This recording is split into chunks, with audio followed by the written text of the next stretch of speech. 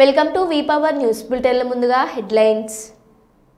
శ్రీ గణపతి సచ్చిదానంద స్వామీజీని సత్కరించిన సీఎం చంద్రబాబు.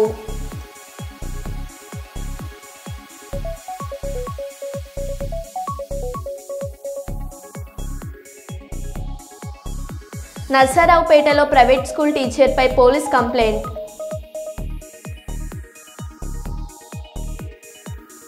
ప్రజాభవన్లో సంచార చేపల విక్రయ వాహనాల ప్రారంభోత్సవం.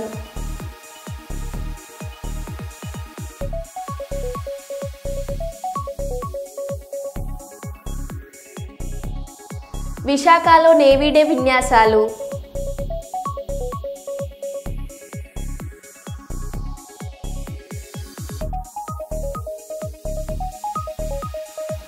బెల్ట్ షాపులను ప్రోత్సహిస్తున్న ఎక్సైజ్ అధికారులపై చర్యలు తీసుకోవాలి. డివైఎఫ్ఐ అధ్యక్షులు రాఘవేంద్ర డిమాండ్.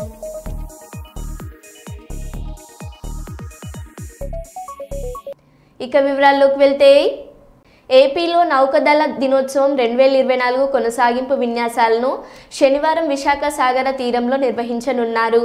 1971 ఇండో-పాక్ యుద్ధంలో భారత నౌకాదళం పోషించిన పాత్రకు గుర్తుగా ఏటా డిసెంబర్ 4న విశాఖలో ఈ వేడుకలు నిర్వహించేవారు. గత ఏడాది ఈ కార్యక్రమాలు ఒడిశాలోని పూరిలో జరిగాయి. వాటి కొనసాగింపు వేడుకలు విశాఖలో జరగనున్నాయి. ఇటీవల జాతికి అంకితం చేసిన NIS నిర్దేశక్ మొదలైనవి సందర్శకులను అలరించనున్నాయి.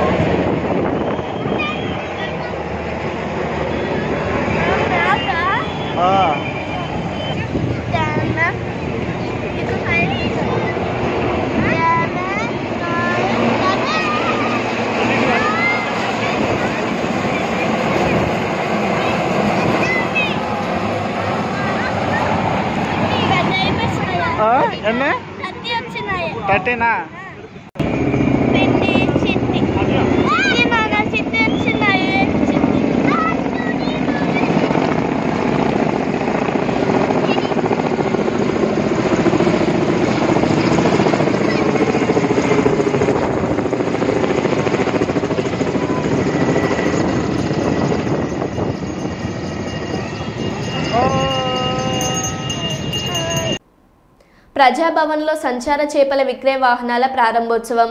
మొదటి విడతలలో భాగంగా 25 వాహనాలను ప్రారంభించనున్న మంత్రి Seethakka. Fisheries corporation chairman Mottu Sai Kumar.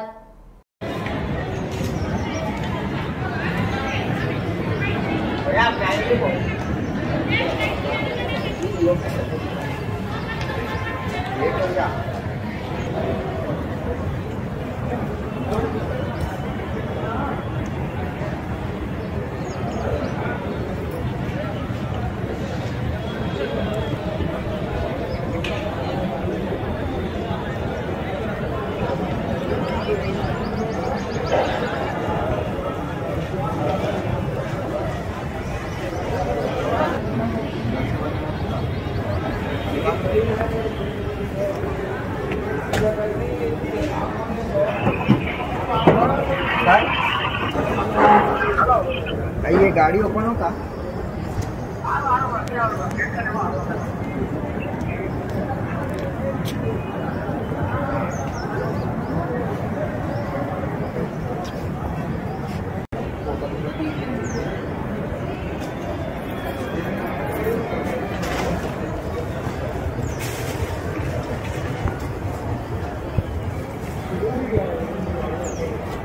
హైదరాబాద్లో 1996లో రెండవ ప్రపంచ తెలుగు సమైక్య సదస్సులో ఆనాడు ఉమ్మడి ఏపీ సీఎంగా చంద్రబాబు నాయుడు పాల్గొనడం జరిగింది. మళ్ళీ ఈ సదస్సులో ఏపీ సీఎంగా చంద్రబాబు నాయుడు పాల్గొనడం జరిగింది.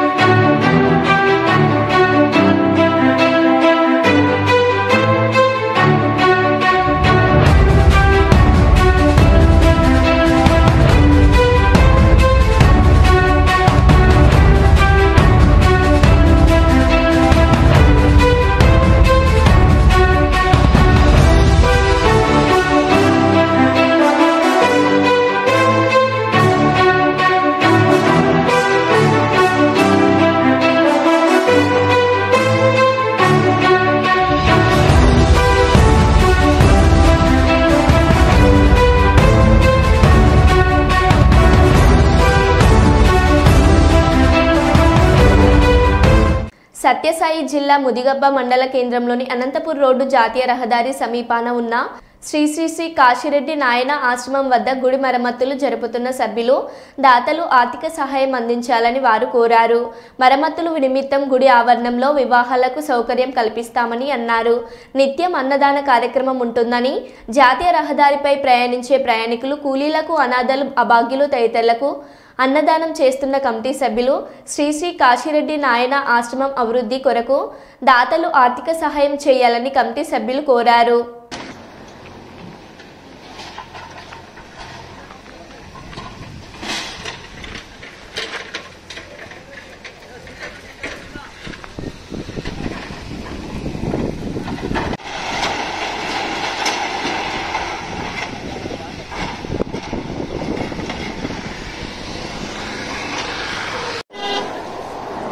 భక్తాదులకు మనవి.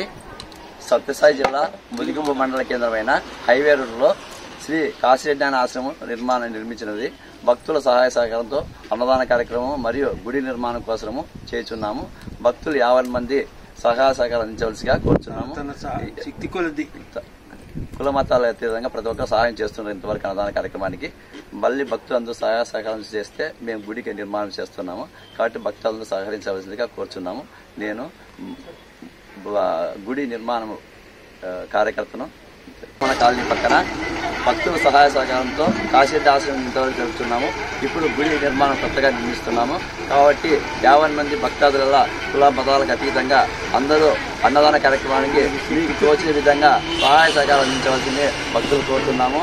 అదేవిధంగా రోజు నిత్యము అనాథలకు, ముసలి వాళ్లకు, వృద్ధులకు అందరికీ ప్రతిరోజు అన్నదాన కార్యక్రమం చేస్తున్నాము. కాబట్టి దానికి భక్తుల సహాయ సహకారంలో 50 మంది గుడికి నిర్మాణం కోసము కార్యక్రమానికి ప్రతి ఒక్కరూ సహాయ సహకారం అందించవలసిగా భక్తులకు విన్నపము. దయచేసి ఇది పెద్ద మనసు చేసుకుని ప్రతి ఒక్కరూ సహాయం అందించవలసిగా కోరుచున్నాము.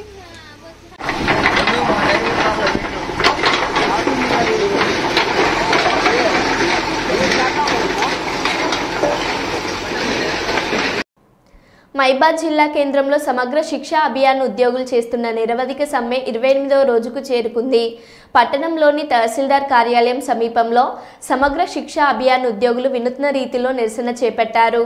ముఖ్యమంత్రి రేవంత్ రెడ్డి చిత్రపటానికి పూలమాలతో సత్కరించి మహిళా టీచర్లు మోకాళ్లపై కూర్చొని 2 చేతులు జోడించి నమస్కారం చేయగా, పురుషులు 2 చేతులతో దండం పెట్టి సీఎం గారు స్పందించండి, ఎస్ఎస్ఏ ఉద్యోగులను రెగ్యులర్ చేయండి అని నినాదాలతో హోరెత్తించారు.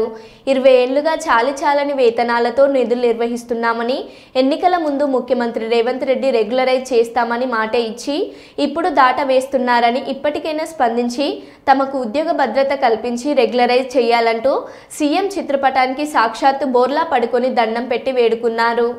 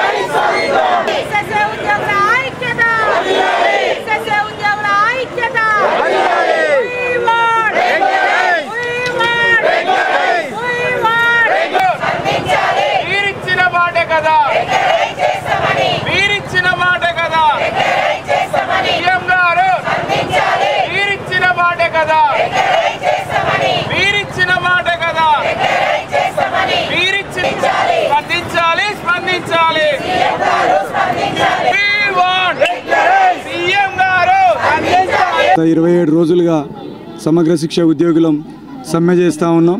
ఆ సమ్మెలో భాగంగానే ఈరోజు వినూత్నంగా మరి గౌరవ తెలంగాణ రాష్ట్ర ముఖ్యమంత్రి అయినటువంటి అన్నగారు రేవంత్ అన్నగారు ఇచ్చినటువంటి మాటను నిలబెట్టుకోవాలని చెప్పేసి ఈరోజు మహిళా ఉపాధ్యాయ దినోత్సవం మీరు ప్రకటించారు.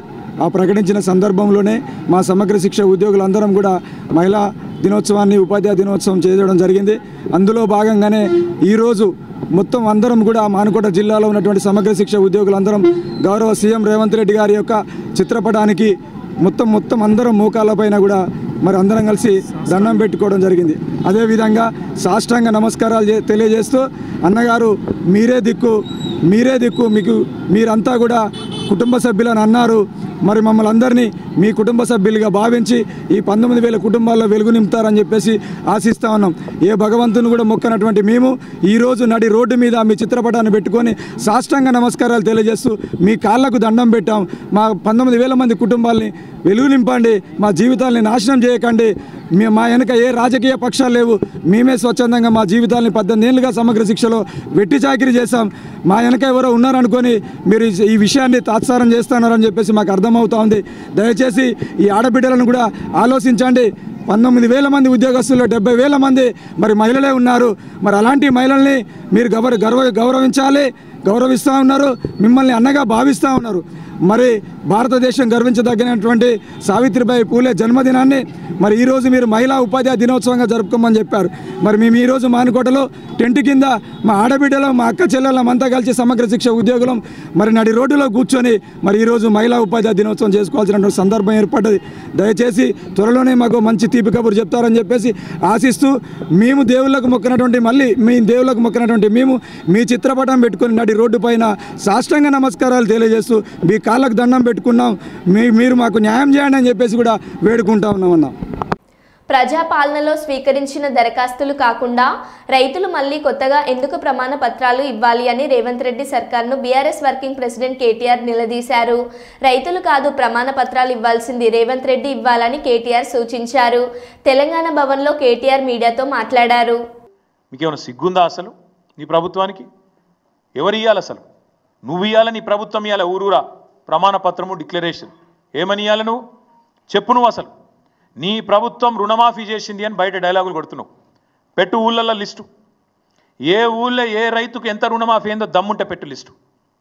ఏ ఊరిలో ఏ రైతుకు నీ ప్రభుత్వం ఎంత రుణమాఫీ చేసింది, ఎన్ని ఎకరాలకు చేసింది, ఎన్ని లక్షలకు చేసింది పెట్టు దమ్ముంటే. ఊళ్ళో పంచాయతీ కాడ, గ్రామ పంచాయతీ ఆఫీస్ కాడ మొత్తం లిస్టు పెట్టు. ఎవరికి ఎంత అయిందో ఎరకైతుంది ప్రజలకు కూడా. రెండవది, ఏమి ఇవ్వాలి? నువ్వు డిక్లరేషన్ నువ్వు ఇవ్వాలి, నీ ప్రభుత్వం ఇవ్వాలి. ఏమి ఇవ్వాలి చెప్పాలి. నువ్వు ఈ ఊరిలో ఎంతమంది భూ యజమానులు ఉన్నారు, ఎంతమంది కౌలు రైతులు ఉన్నారు, రేపు నువ్వు భూ యజమానులకు రైతు భరోసా ఎట్లా ఇవ్వబోతున్నావు, ఎట్లా నువ్వు కౌలు రైతులకు ఇవ్వబోతున్నావు లిస్టు పెట్టు. డిక్లరేషన్ నువ్వు. మూడో డిక్లరేషన్ నువ్వే ఇవ్వాలి. ఏ ఊర్లో బోనస్ ఎంతమందికి ఇచ్చినావు పెట్టు. ఏ ఊర్లో కాంటా ఎంత పెట్టినావు, ఏ ఊర్లో ఎంత కొనుగోలు చేసినావు, ఎంత జోకినావు, ఎంత కొన్నావు, ఎంతకు నువ్వు పైసలు ముట్టినాయి పెట్టు లిస్టు.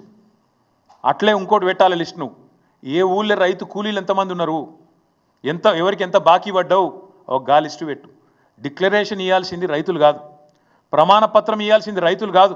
ఇవాళ ఇమానం తప్పిన ప్రభుత్వం ఇవ్వాలి, నీతి తప్పిన బేయిమాన్ ప్రభుత్వం ఇది. మీరు ఇవ్వాలి ప్రమాణ పత్రం రైతులకు. ఊరూరికి లిస్టు పెట్టు. పెద్దలు ఓ సామెత చెప్తారు, ఒక కుక్కను చంపే ముందుగా దానికి పిచ్చి కుక్క అని ముద్రేయాలి. అట్లయితే దాని సంపుడు అల్కగా అవుతుంది.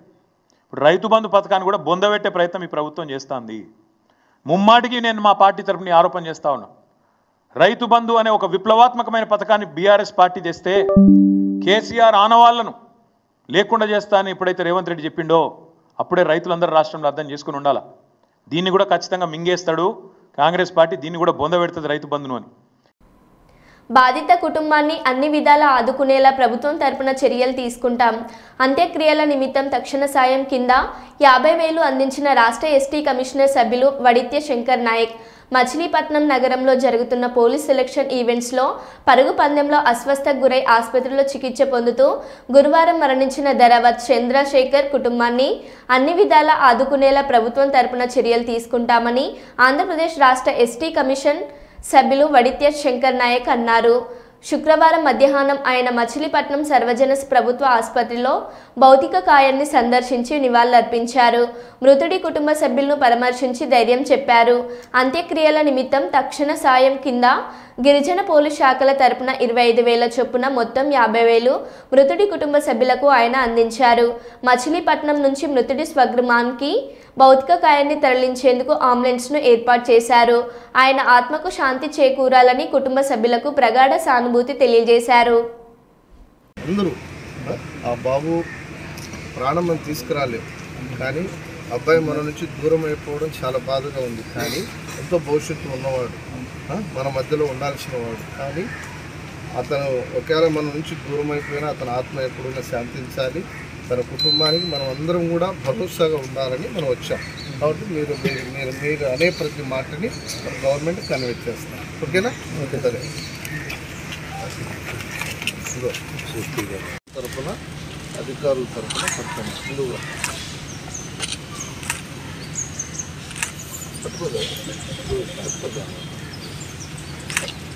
Okay sir, thank you. ఈ డబ్బుని వాళ్ళ ఫ్యామిలీకి ఆ కార్యక్రమాన్ని మీరు వినియోగించుకోండి. ఇది మాత్రం గవర్నమెంట్కి రాస్తాం. అంబులెన్స్ కూడా మీకు సార్ వాళ్ళ డిపార్ట్మెంట్ వాళ్ళే అది మీకు అది కూడా ఏర్పాటు చేశారు. అంతే సార్. మీరు అక్కడ వాళ్ళకేం పేమెంట్ చేయొద్దు. మీకు ఎక్కడ మీరు తీసుకెళ్ళాలో అక్కడ తెచ్చి వాళ్ళు వదిలేసి వస్తారు. మీ కార్యక్రమం మీరు చూసుకోండి. ఓకేనా? Thank you. నా పేరు వడిత్య శంకర్ నాయక్. నేను ఏపీ స్టేట్ ఎస్టీ కమిషన్లో గౌరవ సభ్యులుగా ఉన్నాను. నిన్న మచిలీపట్నంలో కృష్ణా జిల్లాలో మరి జరిగినటువంటి పోలీస్ ఈవెంట్లో మరి ధారావత్ కృష్ణానాయక్ అనేటువంటి ఒక గిరిజన యువకుడు మరి సెలక్షన్స్కి రావడం, రన్నింగ్లో కూడా పాల్గొనడం జరిగింది. మరి అకస్మాత్తుగా మరి అతని యొక్క ఆరోగ్యం క్షీణించి నిన్న హాస్పిటల్లో కూడా పోలీసులు ఇమ్మీడియట్గా అతన్ని జాయిన్ చేశారు. ట్రీట్మెంట్ కూడా ఇచ్చినప్పటికీ కూడా అతను మన నుంచి దూరం కావడం నిజంగా ఒక దురదృష్టకరంగా భావిస్తూ ఇవాళ రాష్ట్ర ప్రభుత్వం తరఫున ఎస్టీ కమిషన్ సభ్యుడిగా ఇవాళ మచిలీపట్నం ఏరియాలో ఉన్నటువంటి గవర్నమెంట్ జీజీహెచ్ హాస్పిటల్ని మరి ఇక్కడ బాబు చనిపోయి ఉన్నారు కాబట్టి ఇవాళ అధికారుల యొక్క సమక్షంలో మరి కమిషన్ సభ్యుడిగా మరి వారి కుటుంబ సభ్యులకి అదేవిధంగా బాబుని కూడా ఇక్కడ వారి కుటుంబాన్ని పరామర్శించడమే కాకుండా మరి వారికి ఘనమైన నివాళి కూడా అర్పించడం జరిగింది.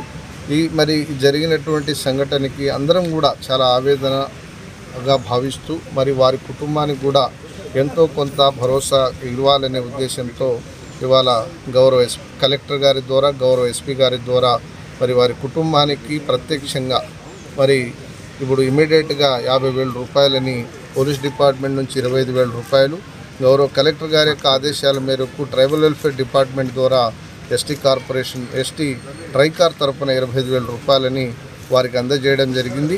మరి భవిష్యత్తులో మరి ఆ కుటుంబానికి పూర్తి స్థాయిలో ప్రభుత్వం తరఫున వారికి ఉన్నటువంటి ప్రివిలేజ్లో భాగంగా ఏ అవకాశం ఉంటే అవకాశం కల్పించాలని కూడా రాష్ట్ర ప్రభుత్వానికి ఎస్టీ కమిషన్ మరి బాబు తరఫున మరి వారికి కూడా అన్ని రకాలుగా ఆదుకోవాలని కూడా అధికారుల తరఫున గౌరవ కలెక్టర్ గారి యొక్క తరఫున, ఎస్పీ గారి తరఫున మరి ప్రభుత్వానికి కూడా విన్నవించే ప్రయత్నం చేస్తాం. ప్రభుత్వం ద్వారా ఏ అవకాశం వచ్చినా ఆ కుటుంబానికి ఆదుకోవడానికి అధికారులుగా, ప్రభుత్వంగా, ఎస్టీ కమిషన్గా మేమందరం కూడా అండగా ఉంటామని మీ ద్వారా వారికి, వారి కుటుంబానికి భరోసా కల్పిస్తూ నేను సెలవు తీసుకుంటా ఉన్నాను. శ్రీ గణపతి సచ్చిదానంద స్వామీజీని సత్కరించిన సీఎం చంద్రబాబు.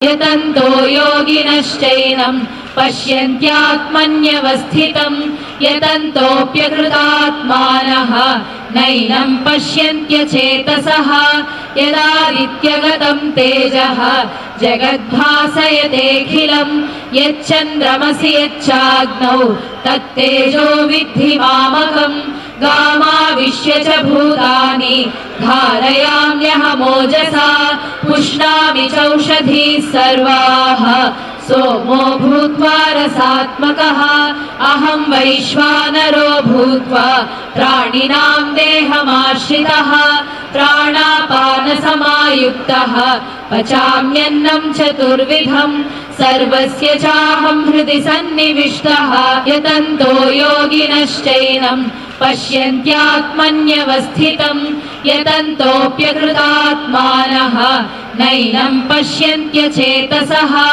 यदादित्यगतं तेजः जगद्भा. మున్సిపల్ అవుట్సోర్సింగ్ ఇంజనీరింగ్ కార్మికులు రాష్ట్ర కమిటీ పిలుపు మేరకు జీవో నెంబర్ 36 ప్రకారం జీతాలు చెల్లించాలని ఈరోజు స్థానిక మున్సిపల్ కార్యాలయం ఎదుట నిరసన వ్యక్తం చేయడం జరిగింది. ఈ కార్యక్రమంలో ఇంజనీరింగ్ సెక్షన్ యూనియన్ నాయకులు మరియు కార్మికులు, పారిశుద్ధ కార్మిక సంఘం నాయకులు మరియు కార్మికులు పాల్గొన్నారు. అదేవిధంగా ఈ కార్యక్రమానికి ముఖ్య అతిథులు చేసిన మున్సిపల్ కార్మిక సంఘం జిల్లా అధ్యక్షులు వెంకయ్య గారికి, ఇంజనీరింగ్ కార్మిక జిల్లా అధ్యక్షులు నాగరాజు గారికి, ఈ యొక్క సంఘం కార్యదర్శి జయ గారికి, అదే మున్సిపల్ కార్మిక అధ్యక్ష కార్యదర్శి బాబు గారికి, ముకుంద గారికి, కేశవ గారికి, ఇక్కడ ఇచ్చేసిన ప్రసాద్ గారికి, ప్రతి ఒక్కరికి కూడా సిఐటి మండల కమిటీ తరఫున ముందుగా మీ అందరికి కూడా వీపులు ఆడుకుంటున్నారని తెలియజేస్తున్నాం. వాస్తవంగా మన యొక్క సమస్యలు పరిష్కారం చేయాలని, ఈ యొక్క సమస్యలను ప్రభుత్వ దృష్టికి తీసుకెళ్లాలని అనేక రకాల సమస్యలతో కూడుకొని మనం ఈరోజు కాంట్రాక్ట్ అవుట్సోర్సింగ్ కార్మికులుగా కొనసాగుతున్నామంటే మన యొక్క జీవితాలు కానీ, మన యొక్క ఉద్యోగ భద్రత కానీ ఎక్కడ కూడా లేనట్లుగా ఉంది.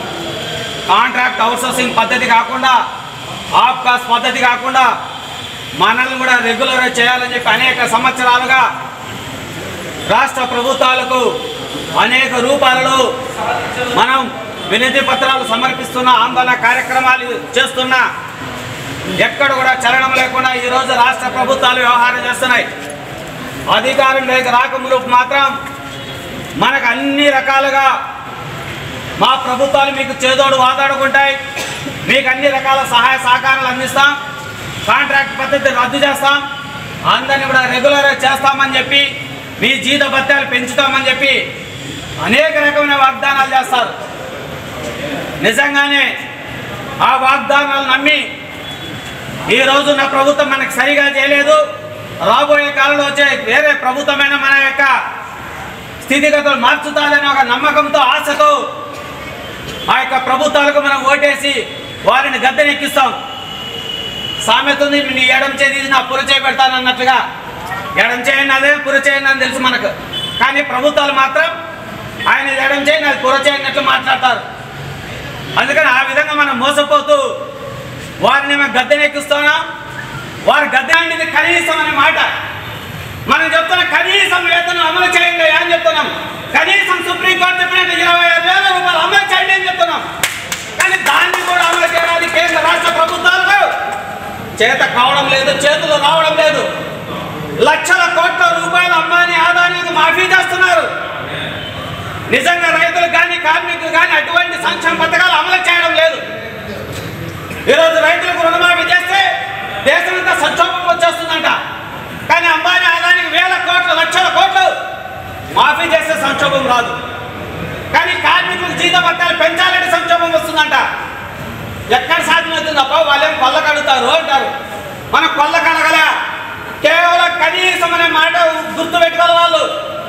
ఈ కనీసం అనే మాట ఎంత చివరి స్థాయో అటువంటి వేతనాలు కూడా ఈరోజు అమలు చేసే పరిస్థితిలో కేంద్ర రాష్ట్ర ప్రభుత్వాలు లేవు. అందుకని ఇప్పటికైనా సిఐటి డిమాండ్ చేస్తున్న కనీస వేతనం అమలు చేయాలని చెప్తున్నాం. అందుకని ఇప్పటికైనా దాన్ని అమలు చేయాలా. అదేవిధంగా రిస్క్ అలవెన్స్ అమలు చేయాలని చెప్తున్నాం, హెల్త్ అలవెన్స్ అమలు చేయాలని చెప్తున్నాం. ఈరోజు ప్రతి నెల మనతో 300 రూపాయలు హెల్త్ అలవెన్స్ కోసం కటింగ్ అవుతున్నా కూడా కనీసం ఇక్కడ ఈఎస్ఐ హాస్పిటల్ లేదు. ఈఎస్ఐ హాస్పిటల్ ఏర్పాటు చేస్తే కార్మికులందరికీ కూడా ఆరోగ్యం చూపించుకోవడానికి అవకాశం ఉంటుంది. అటువంటి ఈఎస్ఐ ఆసుపత్రి ఇంత పెద్ద ధర్మవరంలో లేదు. అందుకని ఇప్పటికైనా ఈఎస్ఐ ఆసుపత్రి ధర్మవరం ప్రాంతంలో ఏర్పాటు చేయాలని చెప్పి డిమాండ్ చేస్తున్నాం. అందుకోసం ఇప్పటికైనా ఈఎస్ఐ హాస్పిటల్ అమలు చేయాలా, అదేవిధంగా మనకు రెగ్యులర్ చేయాలా, ఆఫ్కాస్ట్ లేకుండా పర్మనెంట్ చేయాలా, ఉద్యోగ భద్రత కల్పించాలా, 36 ప్రకారం జీవో ప్రకారం వేతనాలు అమలు చేయాలా, సుప్రీంకోర్టు తీర్పు ప్రకారంగా సమాన వేతనం అమలు చేయాలి. ఇవి మనం అడుగుతున్నది. అదేవిధంగా సంక్షేమ పథకాల విషయానికి వస్తే మనమేమో ప్రభుత్వ ఉద్యోగం అంట. ప్రభుత్వ ఉద్యోగం అంటే ఈరోజు 2 లక్షలు, 3 లక్షలు, 1,00,000 రూపాయలు తీసుకునే వాళ్ళు కూడా ప్రభుత్వ ఉద్యోగులే. 10,000, 5,000, 15,000 తీసుకున్న వాళ్ళు కూడా ప్రభుత్వ ఉద్యోగులే. ఇది ఎక్కడి న్యాయం? అంటే ప్రభుత్వ ఉద్యోగులు అంటే అందరు ఉద్యోగులేనా? కాబట్టి ప్రభుత్వ ఉద్యోగులుగా మనల్ని గుర్తిస్తున్నారు అంటే మనకు కూడా 1,00,000 రూపాయల వేతనం ఇవ్వాలా. 1,00,000 రూపాయలు. గచ్చిబౌలి స్టేడియంలో 11వ Telangana state markets athletics championship పోటీలను ప్రారంభించిన ఆరోగ్య శాఖ మంత్రి దామోదర రాజనరసింహ గారు స్పీచ్ పాయింట్స్ క్రీడాకారులను ప్రోత్సహిస్తూ అథ్లెటిక్ పోటీలను నిర్వహిస్తున్న నేషనల్ మాస్టర్స్ అథ్లెటిక్ అసోసియేషన్ అభినందనలు. ఇక్కడ పోటీల్లో పాల్గొంటున్న క్రీడాకారులందరికీ శుభాకాంక్షలు తెలియజేశారు. క్రీడాకారులు తమ ప్రతిభను నిరూపించుకోవడానికి, తోటి క్రీడాకారుల నుంచి కొత్త టెక్నిక్స్ నేర్చుకోవడానికి ఇలాంటి ఈవెంట్స్ ఎంతగానో ఉపయోగపడతాయన్నారు. అన్నారు.